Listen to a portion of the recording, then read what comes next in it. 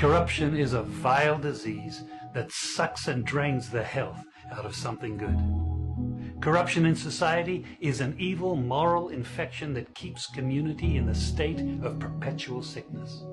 Corruption is a moral virus.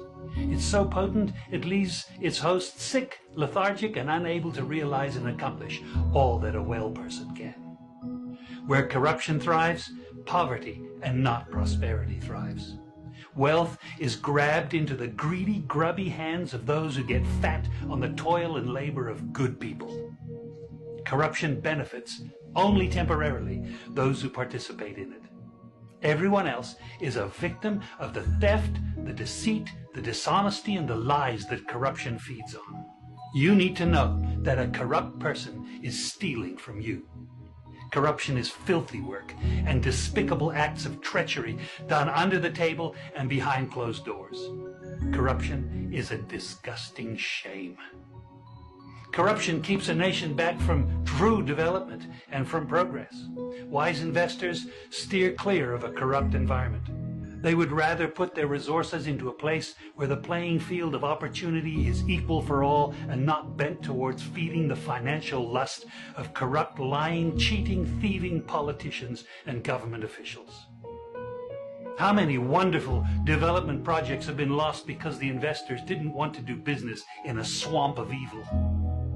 When those great projects go to another nation or to some other place, we all lose. Believe me when I tell you that corruption steals from you, it steals from all of us. Corruption plunders the nation's wealth.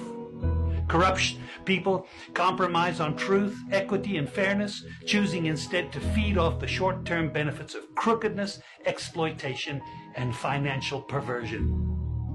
Corruption is not just a personal matter, it's a culture. It's a way of life, not just for individual people, but for companies, communities, governments, and nations. Corrupt nations, hiding behind large companies, will seek to invest in other weak nations in order to take over the assets of the nation that they've invested into.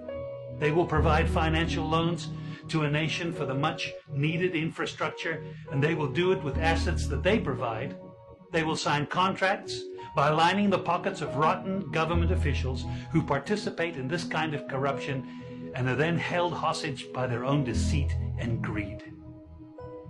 Corruption is nothing less than a form of theft and national robbery. A corrupt person steals from everyone in society. We all lose when corruption is rampant.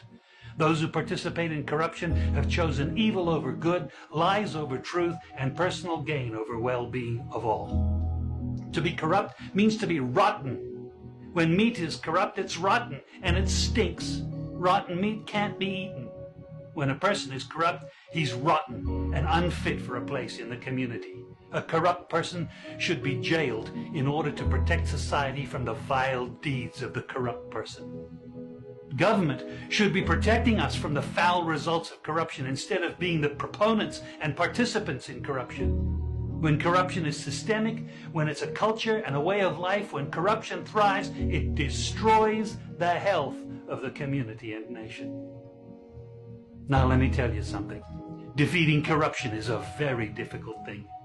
The love of money is the root of all evil, the Bible says. People who love money will do almost anything to get it. Those who choose to stand up against corruption, you need to know that we're going to be involved in a war. We will be threatened, vilified, intimidated, marginalized, and ridiculed. These kind of people who stand up against corruption will often feel alone, as if they are the problem instead of the solution. Corruption can only be defeated when enough people have had enough and decide to do something about it.